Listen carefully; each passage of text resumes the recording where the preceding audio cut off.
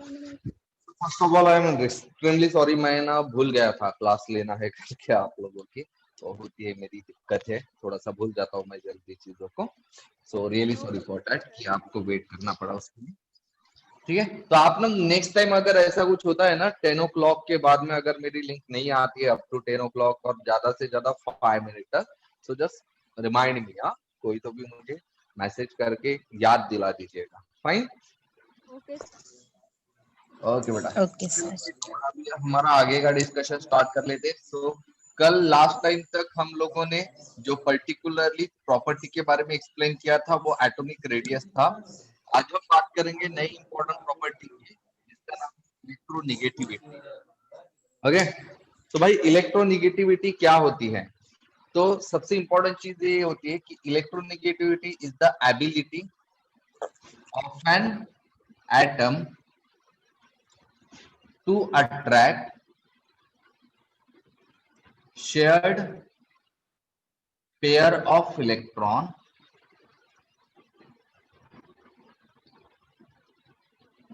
towards itself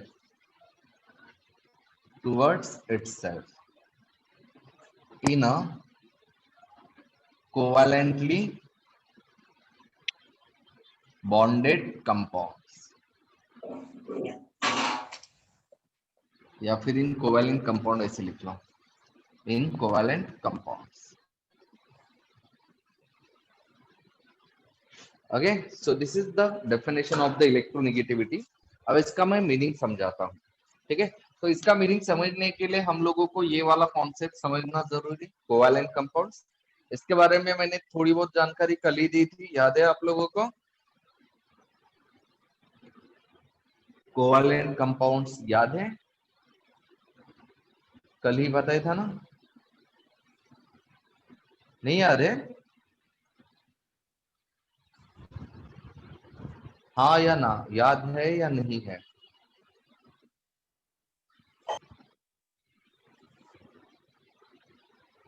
अरे बताइए बेटा, याद है या नहीं है?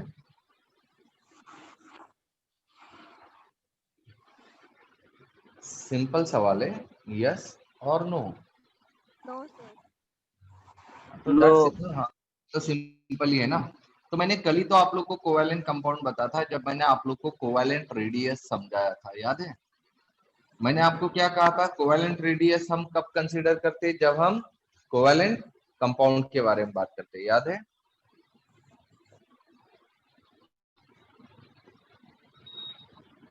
अरे बताया था ना। Sir, board is not clear. Board is not clear. I think board is clear. If I'm not wrong, क्यों दिक्कत क्या जा रही है? What is not clear?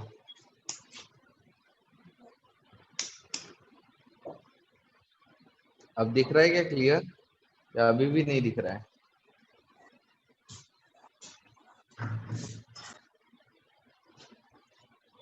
दिखाई दे रहा है बोर्ड या अभी भी नहीं दिखाई दे रहा है? No, sir. Still not visible. कमाल है यार। क्या दिक्कत क्या है आज? हर दिन तो दिखाई दे रहा था, पूरा आज ब्लर दिखाई दे रहा। ब्लर दिखाई दे रहा है तो वो नेटवर्क का इशू हो सकता है बेटा, from know your sir, side. Clear sir. हाँ, क्योंकि अगर इफ यू मतलब if the board is a blur na, then ultimately that is the issue of network from your side. Okay, right now from my side there is no issue of it, there is no issue of network right from my side. Okay, तो आप थोड़ा सा अपने side के network का ढूंढो जरा कहाँ मिलेगा। तो your mic is not working, तो माइक के लिए आप क्या करो, on your left bottom side पर ना there is a symbol of mic. Okay, ये इस तरह का कुछ माइक का सिंबल होगा, उस माइक के सिंबल के ऊपर एक मैसेज फ्लैश होते हो रहा है वाया नेटवर्क या कनेक्ट वाया इंटरनेट नेटवर्क, ऐसा कुछ तो भी होगा वो, उस पर क्लिक कर लीजिएगा and your mic will start. Okay, तो भाई देखिए मैंने कल आप लोग को कोवेलेंट रेडियस समझाया था, याद है क्या आप लोग को? कोवेलेंट रेडियस के बारे में कल हम लोगों ने डिस्कस किया था।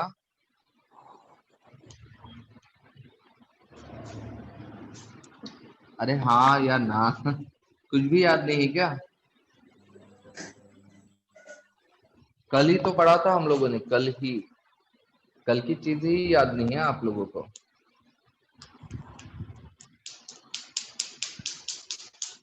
अरे आप लोग मुझे जल्दी जल्दी आंसर कीजिए ना, so that we can move forward, नहीं तो वही के वही रहेंगे हम लोग, आगे बढ़ ही नहीं पाएंगे। याद आ रहा है या नहीं आ रहा है? सिंपल सिंपल सवाल है मेरे, सिंपल सिंपल जवाब दीजिएगा। कोवेलेंट रेडियस मैंने कल ही पढ़ाया था, आप लोगों को याद है या नहीं है? There is no option Ashita. नहीं नहीं, right now on your screen, mobile screen, if you see your mobile screen, okay, and right now if particularly this is the particularly part of the screen, okay, जहां पर मैं अभी visible हूँ, आप देखिए यहाँ पर कुछ ऑप्शंस आ रहे हैं एट द बॉटम। तो बॉटम लेफ्ट साइड पर माइक का एक सिंबल आ रहा होगा, चेक कीजिए। इस तरह का माइक का एक सिंबल आ रहा है, हालांकि आइसक्रीम जैसे दिख रहा है, बट वैसे माइक का सिंबल होगा, देखिए आप लोग। दिखा आशिता? नहीं दिखा अभी भी?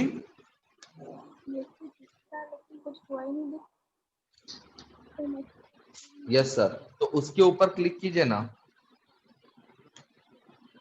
उस सिंबल के ऊपर क्लिक कीजिए।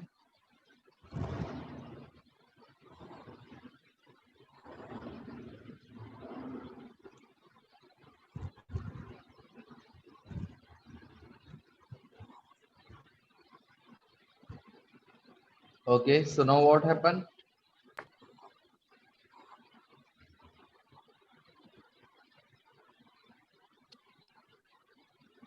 नहीं हो रहा है कुछ। ओके, आपको मेरी आवाज आ रही है क्या?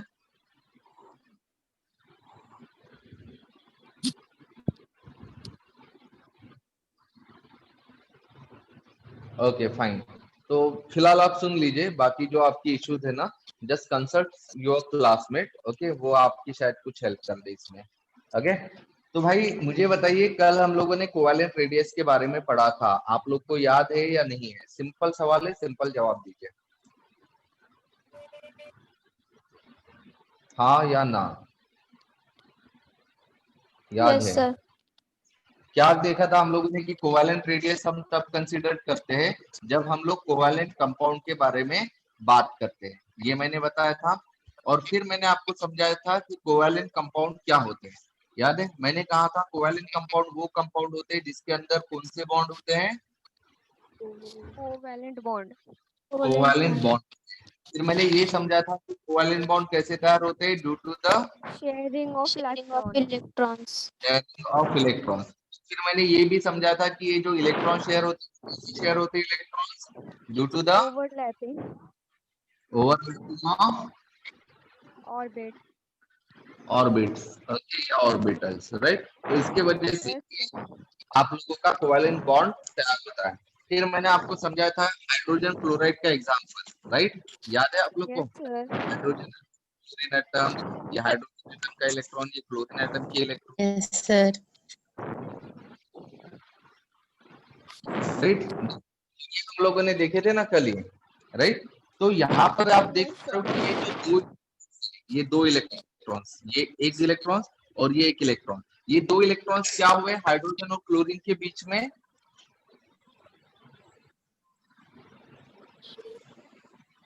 क्या हुए ये दोनों इलेक्ट्रॉन्स हाइड्रोजन और क्लोरीन के बीच में क्या हुए हैं? Share.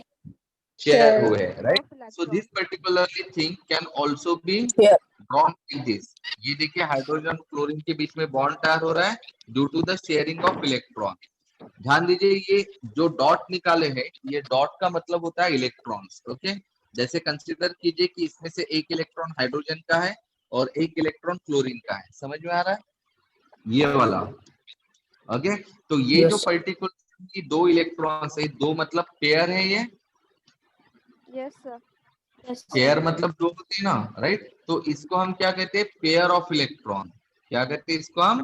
Pair of, Pair of electrons. Right. और ये पेयर ऑफ दो एटम्स के बीच में क्या हुए हैं? शेयरिंग। शेयर हुए, that's why it is called Sharing. As a shared pair sharing of electron, इसीलिए इसको हम क्या कहेंगे? shared pair of Shared pair electrons. of electrons. Right. अब देखिए जनरली हम जब शेयरिंग करते हैं तो शेयरिंग हमेशा हम इक्वल अमाउंट में करते हैं, है ना। जैसा अगर हम लोगों को पैसे बांटने हैं, 10 रुपए है मेरे पास और 2 लोगों के बीच में हम लोग को 10 रुपए बांटने हैं, तो हम 5 रुपीज बांट देंगे। ओके, लेकिन आप लोग जानते हो कि कोई कोई जो धूर्त लोग रहते हैं, है ना, जरा ज्यादा ही वो क्या रहते हैं, चालाक होते हैं, वो शेयरिंग हमेशा इक्वल नहीं करते। वो क्या करते हैं, शेयरिंग में से हमेशा जो पार्ट होगा एक ज्यादा पार्ट अपने पास रख लेगा और कम पार्ट जो रहेगा वो लोगों को दे देगा। सही है, सही Yes, है, sir. राइट। Yes. अगर आप लोगों ने यहाँ पर कहा कि भाई हाइड्रोजन और क्लोरीन एटम, इन लोगों के बीच में मुझे इलेक्ट्रॉन को शेयर करना है, तो आप लोग वो शेयर पेयर ऑफ इलेक्ट्रॉन दो के ठीक बीच में निकालेंगे। सही है ना। शेयर पेयर ऑफ इलेक्ट्रॉन दोनों के कैसे इक्वल डिस्टेंस पर निकालेंगे, बीचों बीच निकालेंगे। क्लियर है, सही है, Yes, sir. राइट। बट यहाँ पर क्या होता है, यहाँ पर हाइड्रोजन और क्लोरीन में से क्लोरीन एटम ये ज्यादा होता है, ज्यादा लालची होता है। तो ये लालची होने की वजह से ये शेयर्ड पेयर ऑफ इलेक्ट्रॉन को क्या करेगा, अपनी तरफ खींच लेगा। समझ में आ रहा है, क्या करेगा, शेयर्ड पेयर ऑफ इलेक्ट्रॉन को अपनी तरफ खींच लेता है। समझ में आ रहा है, Yes, sir. राइट। तो सवाल ये आता है कि ये ज्यादा दूर क्यों है, क्योंकि इसने ही शेयर्ड पेयर ऑफ इलेक्ट्रॉन को अपनी तरफ क्यों खींचा।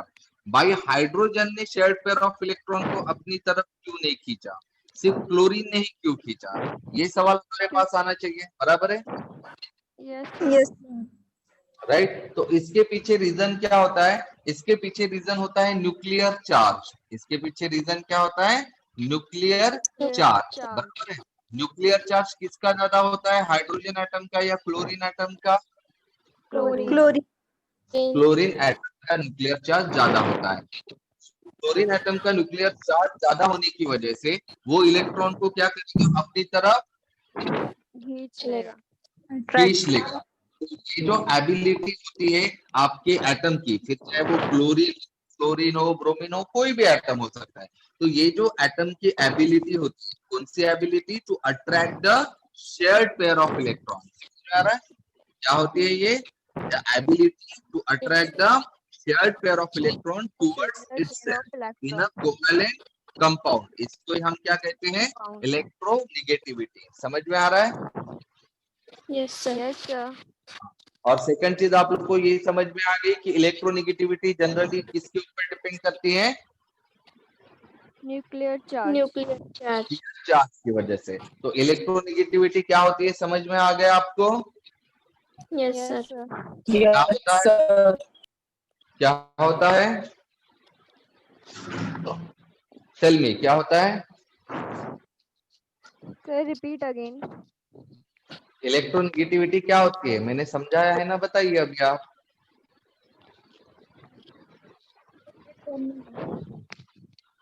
क्या होती है वो, इट इज एन एबिलिटी। आप डेफिनेशन भी तो लिख कर दिए मैंने, डेफिनेशन के हिसाब से कॉन्सेप्ट को समझो। क्या होती है ये एबिलिटी, होती है एटम की, किस चीज की ability, Attract shared pair of electron. Attract the shared pair of electron towards itself, किसमें, इन कोवैलेंट कंपाउंड। Compound. बराबर है, राइट। तो किसी भी कोवैलेंट कंपाउंड में दो एटम में से एक एटम क्या करेगा, शेयर्ड पेयर ऑफ इलेक्ट्रॉन अपनी तरफ खींच लेता है। तो ये जो एबिलिटी होती है एटम की, कौन सी ability, to attract the shared pair of electron towards itself is called as the electronegativity. Clear है। Yes, sir. अब ये हो गई, अब ध्यान दीजिए, इलेक्ट्रोनिगेटिविटी के बारे में कौन कौन सी चीज देखी, तो इलेक्ट्रोनिगेटिविटी क्या होती है वो देखिए। ओके, मतलब उसकी डेफिनेशन देखिए क्या होती है वो हमने देखा। अब देन हमने देखा था क्यों होता है, वाई। तो मैंने ये समझाया है क्यों होता है, ये क्यों होता है, क्योंकि दो एटम में से एक एटम का न्यूक्लियर चार्ज ज्यादा होता है, और एक का न्यूक्लियर चार्ज कम होता है. कम होता है, इसकी वजह से होता है। अब नेक्स्ट हम देते हैं कि इसके वजह से क्या होता है, मतलब इसके कॉन्सिक्वेंसेस क्या है। ओके, कि अगर ये पर्टिकुलरली चीज होती है, मतलब एक एटम की इलेक्ट्रोनिगेटिविटी ज्यादा है, दूसरे एटम की इलेक्ट्रोनेगेटिविटी कम है, तो जाहिर सी बात है शेयर्ड पेयर ऑफ इलेक्ट्रॉन उस एटम की तरफ जाएगा जिसकी इलेक्ट्रोनेगेटिविटी ज्यादा है। ज्यादा है, बराबर। तो इसके वजह से क्या होगा कि देखिए ये इलेक्ट्रॉन जो है वो ये वाले एटम के ऊपर ज्यादा ज्यादा नजदीक है इस एटम के, बराबर है, यस सर। राइट। इसका मतलब जो इलेक्ट्रॉन की डेंसिटी है, क्या है, इलेक्ट्रॉन की डेंसिटी, बराबर है, वो क्या हो जाएंगी इस एटम के ऊपर, इलेक्ट्रॉन की डेंसिटी क्या होगी इस एटम के ऊपर, बढ़ गई या कम हो गई, बढ़ गई। बढ़ गई। अब इलेक्ट्रॉन डेंसिटी, अब इलेक्ट्रॉन के ऊपर जनरली कौन सा चार्ज होता है, इलेक्ट्रॉन के ऊपर कौन सा चार्ज होता है, नेगेटिव। निगेटिव चार्ज होता है। अब इलेक्ट्रॉन के ऊपर निगेटिव चार्ज हो गया और वो निगेटिवली चार्ज इलेक्ट्रॉन इस एटम के करीब ज्यादा है, मतलब कहीं ना कहीं इस एटम के ऊपर कौन सा चार्ज आना चाहिए, निगेटिव चार्ज आना चाहिए। और ये वाला जो एटम, इस वाले एटम से इलेक्ट्रॉन काफी दूर हो गए, राइट, मतलब इसके ऊपर इलेक्ट्रॉन की डेंसिटी क्या हो गई है, कम हो गई। कम हो गई है। तो फिर इस एटम के ऊपर कौन सा चार्ज आएगा, पॉजिटिव।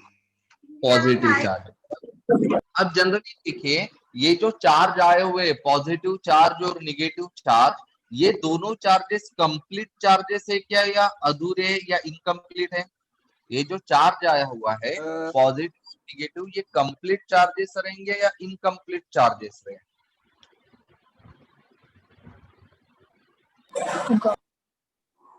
क्वेश्चन को समझा देता है। जैसे आप लोग को पता है NaCl ये एक मॉलिक्यूल है, NaCl जब मॉलिक्यूल ब्रेक होता है तो वो क्या प्रोड्यूस करता है, Na पॉजिटिव आयन और Cl निगेटिव आयन, सही है, राइट। तो यहाँ पर भी आप देख रहे हो कि Na के ऊपर पॉजिटिव चार्ज है और Cl के ऊपर निगेटिव चार्ज है।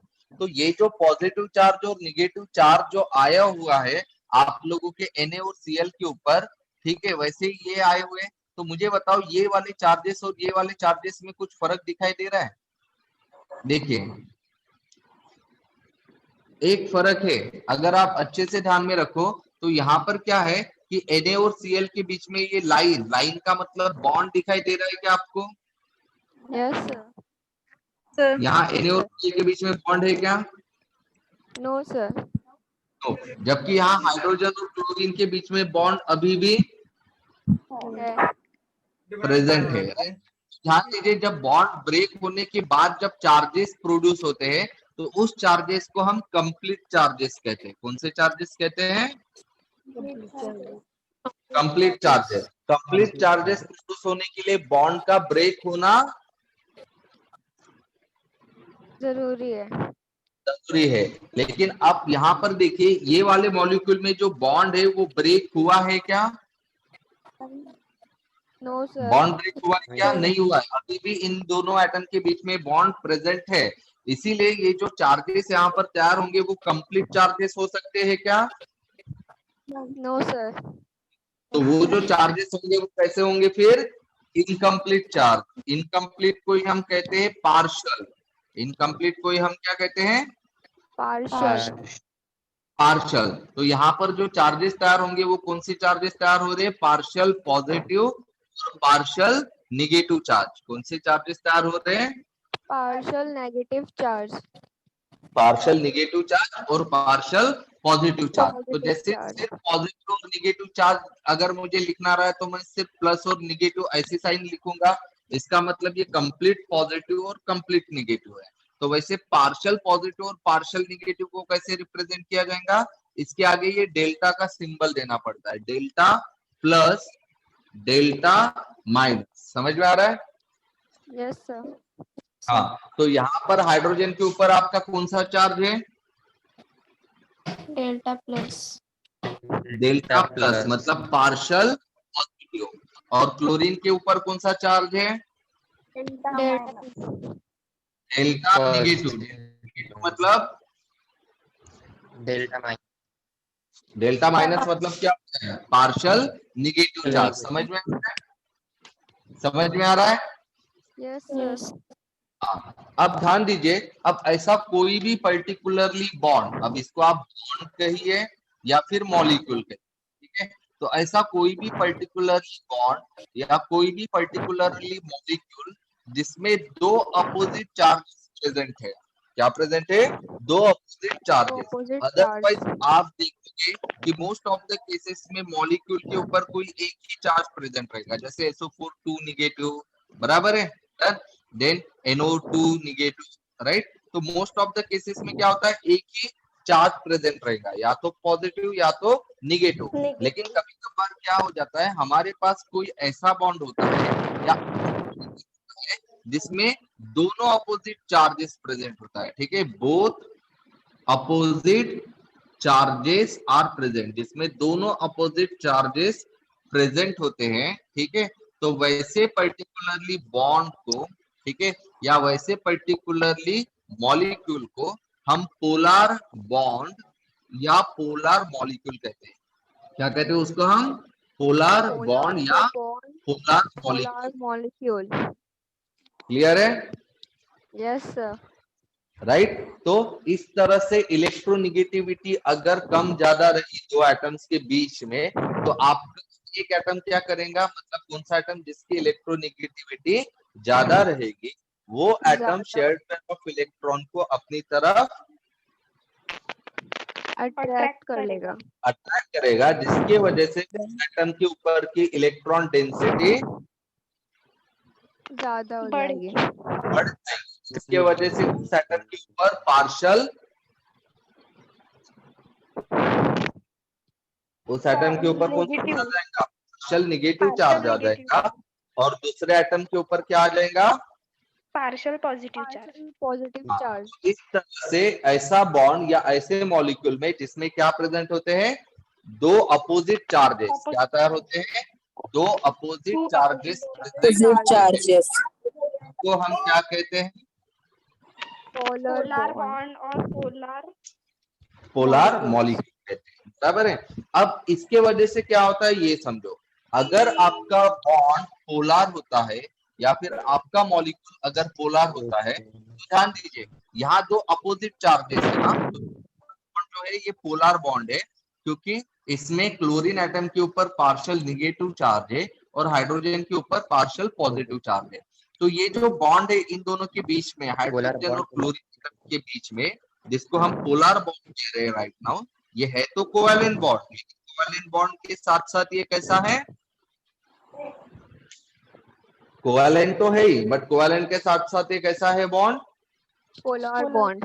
पोलर भी है। ओके, तो अब मेरा सवाल ये है, ये वाला जो पोलर बॉन्ड है इसको ब्रेक करना आसान रहेगा या डिफिकल्ट रहेगा, will it be easy to break this polar bond और टफ, difficult. Difficult. बराबर है। अब कंसिडर कीजिए भाई, हम दोस्त थे, दो दोस्तों की बात कर रहे हैं, दो दोस्तों की बात अगर हम कर रहे हैं तो एक दोस्त अमीर है, दूसरा भी दोस्त अमीर है, या फिर दो दोस्त ऐसे हैं जिसमें से दोनों के दोनों गरीब है, ठीक है, और दूसरी केस ऐसी है कि दो दोस्तों में से एक दोस्त अमीर है और एक दोस्त गरीब है। तो भाई मुझे बताओ, पर्टिकुलरली दोस्ती जो होंगी वो किसकी आसान होंगी या किसको भड़काना ज्यादा आसान होगा, ऐसे दोस्त जो दोनों के दोनों अमीर है या दोनों के दोनों गरीब है, उन लोगों को भड़काना आसान रहेगा, या ऐसी पर्टिकुलरली दोस्त जिसमें एक अमीर और एक गरीब है उनको भड़काना आसान होगा, एक गरीब, एक अमीर और एक गरीब है उनको, एक अमीर एक गरीब लोगों में से एक किसी को भी भड़काना आसान हो जाएगा, राइट। Yes. अगर हम उनको भड़का देंगे तो उनकी दोस्ती क्या हो जाएंगी, उनकी दोस्ती क्या हो जाएंगी, दुश्मनी में बदल जाएगी. मतलब टूट जाएगी ना, यस. राइट। मतलब दोनों चीजें सेम रहेंगी तो चीजें आसानी से टूटेगी क्या, नो. नहीं, लेकिन दोनों चीजें अगर डिफरेंस होगा दोनों चीजों में तो उसको तोड़ना आसान होगा. आसान. अब बताओ इसके हिसाब से इस वाले बॉन्ड को तोड़ना आसान रहेगा या डिफिकल्ट रहेगा, Difficult. कैसे, आसान रहेगा. आसान रहेगा भाई, क्योंकि इसमें क्या है, सारे के सारे निगेटिव चार्ज तो क्लोरीन ले लिया, और बेचारा हाइड्रोजन के पास क्लोरीन ही नहीं, मतलब ये हो गया अमीर और ये हो गया। गरीब। गरीब। तो भाई इन लोगों को तोड़ना आसान होगा या डिफिकल्ट होगा? इजी होगा। आसान। आसान। मतलब पोलर अगर बॉन्ड रहता है तो वो बॉन्ड वीक होगा या स्ट्रांग होगा? वीक। वीक। वीक। और अगर बॉन्ड वीक होगा तो वो इजीली ब्रेक हो जाएगा। ब्रेक हो हो सकता है। और अगर कोई बॉन्ड या कोई कंपाउंड का बॉन्ड इजीली ब्रेक होगा तो वो कंपाउंड ज्यादा रिएक्टिव रहेगा या लेस रिएक्टिव रहेगा? Less reactive. अच्छा, कंपाउंड रिएक्शन कब देता है? जब उसका बॉन्ड ब्रेक करेगा तब रिएक्शन बनाएगा, या बॉन्ड अगर Yes, बना sir. रहेगा तब रिएक्शन देगा? जब बनाएगा। जब बनाएगा। और बनाने के लिए पहले वाले बॉन्ड को तो ब्रेक करना पड़ेगा। ब्रेक करना पड़ेगा ना भाई। अगर मुझे दोस्त नए बनाने हैं तो पुराने को छोड़ना पड़ेगा ना मुझे, यस सर। राइट? डन। तो इसका मतलब अगर बॉन्ड इजीली ब्रेक हो रहा है तो वो कंपाउंड रिएक्टिव रहेगा या लेस रिएक्टिव रहेगा? More reactive. रिएक्टिव रहेगा। तो ये चीजें समझ में आ गई आप लोगों को? Yes sir. हाँ, तो ये वाला कॉन्सेप्ट बहुत ज्यादा इंपॉर्टेंट है। क्लियर है? पोलैरिटी या पोलर बॉन्ड या पोलर मॉलिक्यूल या इलेक्ट्रोनिगेटिविटी। क्लियर है? समझ में? पक्का समझ में आ गया ना आपको? हाँ या ना? अरे हाँ या ना? Yes sir, yes sir. Okay, चलो अब हम बात करते हैं इलेक्ट्रोनिगेटिविटी के ट्रेंड्स के बारे में। तो ट्रेंड्स के बारे में बात करते हैं। तो ट्रेंड्स के बारे में मैंने आपको क्या बताया था? ट्रेंड्स कितने टाइप के होते हैं? Two types. दो टाइप के होते हैं। कौन कौन से दो होते हैं types. बताइए? कौन से दो trends? From left to right and top to bottom. Left to right, top to bottom. Left to right को ही हम क्या कहते थे? Across the across the period. Okay, हाँ। और Period. दूसरा ट्रेंड कौन सा होता है? Top to bottom. Top to bottom. फिर इसको ही हमने क्या कहा था? Down the group. Down the. कहा था। ठीक है, तो Down अब हम the बात इलेक्ट्रोनिगेटिविटी की। तो क्या होता है इलेक्ट्रोनिगेटिविटी का? अगर हम पीरियोडिक टेबल में लेफ्ट टू राइट जाएंगे या फिर टॉप टू बॉटम आएंगे, ठीक है? तो आप लोग अभी सिर्फ इस हिसाब से सोचे कि क्या होता है। जैसे लेफ्ट टू राइट अगर मैं जाता हूं तो सबसे पहले क्या बढ़ता है? एटॉमिक नंबर या फिर जेड क्या होता है वो बढ़ता है, यस सर। राइट? मैंने क्या बोला था? एटॉमिक नंबर बढ़ रहा है, मतलब ही number of protons number of increases. Protons बढ़ रहे हैं। नंबर ऑफ प्रोटॉन्स अगर बढ़ रहे हैं इसका मतलब क्या होगा? क्या बढ़ेगा इसका? Nuclear charge. Number of shells. Nuclear charge बढ़ेगा। और अभी मैंने थोड़ी देर पहले ही कहा था कि न्यूक्लियर चार्ज, क्योंकि इलेक्ट्रोनिगेटिविटी किस पर डिपेंड कर रही थी हमारी?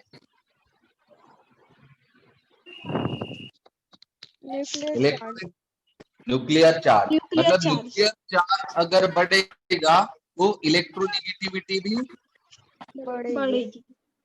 इलेक्ट्रोनिगेटिविटी भी बढ़ेगी। क्लियर है? डन।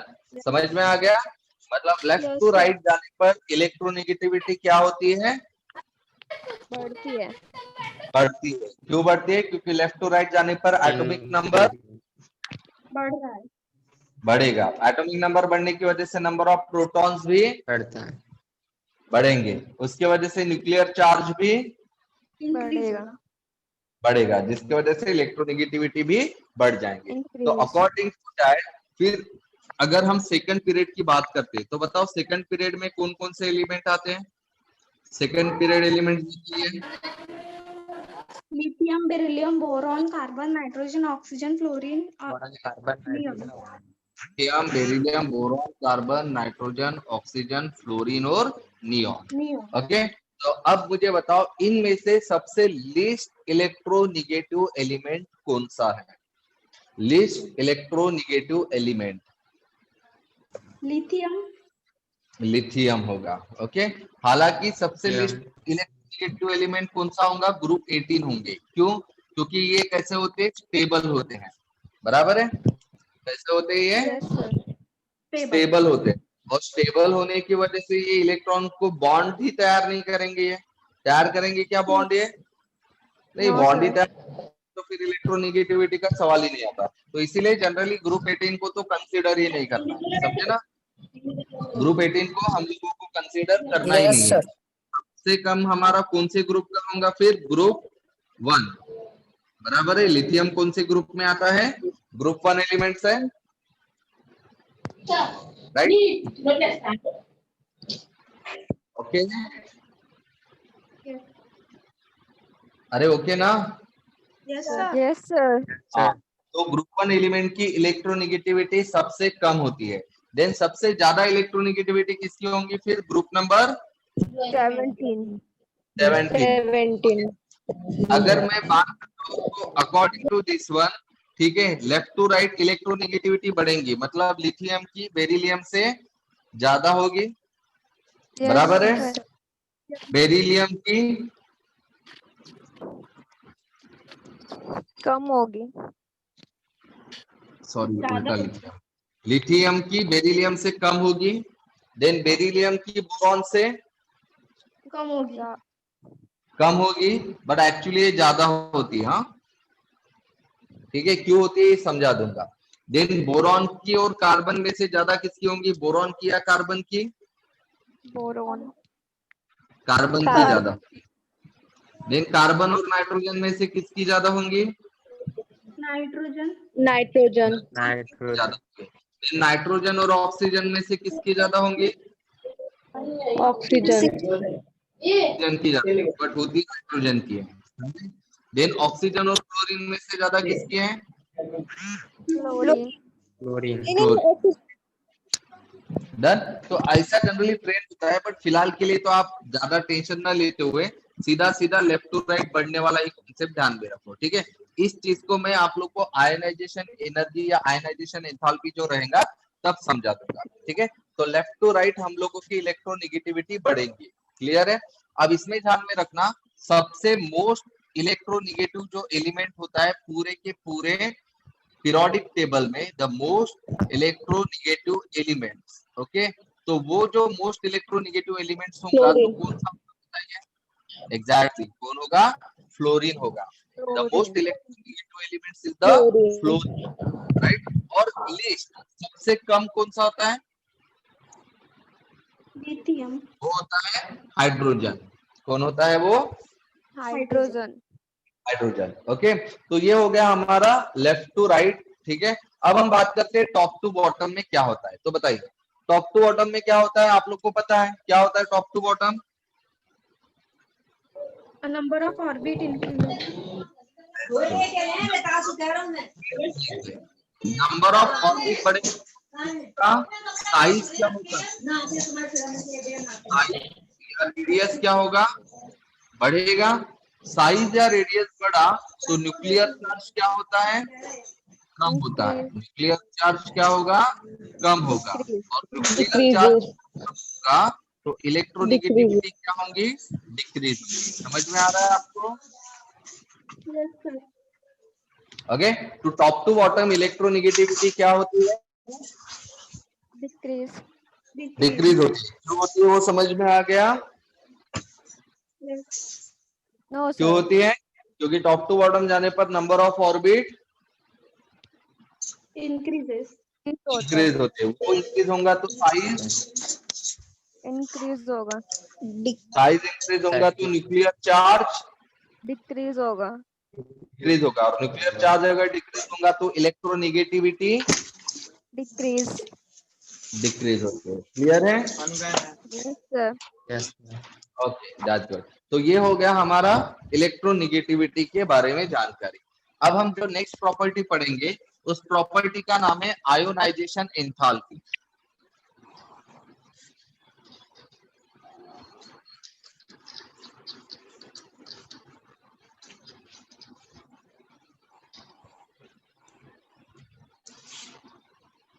आयोनाइजेशन, इसके वजह से बहुत सारे मीनिंग होते हैं। आयनाइजेशन पोटेंशियल भी इसको कहा जाता है, मतलब आईपी, या फिर इसको आयोनाइजेशन एनर्जी भी कहा जाता है, मतलब आईई, या फिर इसको आयोनाइजेशन पोटेंशियल भी कहा जाता, सॉरी आयोनाइजेशन एंथैल्पी भी कहा जाता है। ठीक है, इसको भी शॉर्ट फॉर्म हम आईई ही लिखते हैं। क्लियर है? तो 3 मीनिंग होते हैं, आयोनाइजेशन पोटेंशियल, आयोनाइजेशन एनर्जी और आयोनाइजेशन एंथैल्पी। क्लियर है? Yes sir. राइट। अब ध्यान दीजिए, ये कॉन्सेप्ट को समझने के लिए थोड़ा सा एक कॉन्सेप्ट को रिवाइज कर लेते हैं। तो भाई मैं एक एटम निकाल रहा हूँ, ठीक है। कंसिडर कीजिए इस एटम के आउटर मोस्ट शेल में 3 इलेक्ट्रॉन है। This atom consist of the 3 electrons in the outer most shell. Right now आपको अच्छे से पता है, अगर मैं एक इलेक्ट्रॉन को ऐड कर लेता हूँ, ये पर्टिकुलरली एटम में अभी 4 इलेक्ट्रॉन हो जाएंगे, और 4 इलेक्ट्रॉन होने की वजह से इस एटम के ऊपर में क्या आ जाएगा, अभी नेगेटिव चार्ज आ जाएगा। बराबर है? मतलब ये किस में कन्वर्ट हो जाएगा, आयन में कन्वर्ट हो जाएगा। सेकंड इंपॉर्टेंट चीज, यहाँ पर मैं एक इलेक्ट्रॉन को माइनस भी कर सकता हूँ, मतलब एक इलेक्ट्रॉन को कम भी कर सकता हूँ। एक इलेक्ट्रॉन अगर कम करूंगा तो इस इलेक्ट्रॉन में से सॉरी इस एटम में से 2 इलेक्ट्रॉन रहेंगे, राइट। 2 इलेक्ट्रॉन रहने की वजह से इस एटम के चार्ज आ जाएगा, आयन कहूंगा। आपको पता है कि इसको कौन सा आयन कहा जाता है जिसके ऊपर पॉजिटिव चार्ज होता है? कैटन। कैटायन कहते हैं। Very good. तो ये कैटायन में कन्वर्ट हो जाएगा। और ये वाला आयन कौन सा है जिसके ऊपर नेगेटिव चार्ज होता है? आयन। एनायन कहा जाता है। ठीक है, एनायन। ध्यान दीजिए, आयोनाइजेशन, आयोनाइजेशन का मीनिंग क्या होता है? आयोनाइजेशन का मीनिंग क्या होता है? क्या लगता है आपको? आयन प्रेजेंट होते हैं। आयन प्रेजेंट होते हैं। जैसे मैं बोलता हूँ पॉलीमराइजेशन, पॉलीमराइजेशन का मतलब क्या होता है?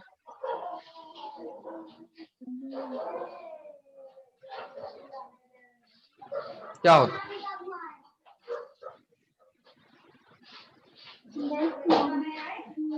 पॉलीमराइजेशन, पॉलीमर को तैयार करना। क्लियर है? आयोनाइजेशन का सिंपल मीनिंग क्या होता है? प्रोसेस ऑफ, या फिर प्रोसेस विशेष आयोनाइजेशन का सिंपल मीनिंग होता है फॉर्मेशन ऑफ आयंस। क्या होता है? Formation of ions. बट सवाल ये होता है, हम लोगों को पता है कि ये भी आयन है, ये भी आयन है, और ये दोनों आयन आपके एटम से तैयार हो रहे हैं, बट प्रोसेस जो है फॉर्मेशन का जो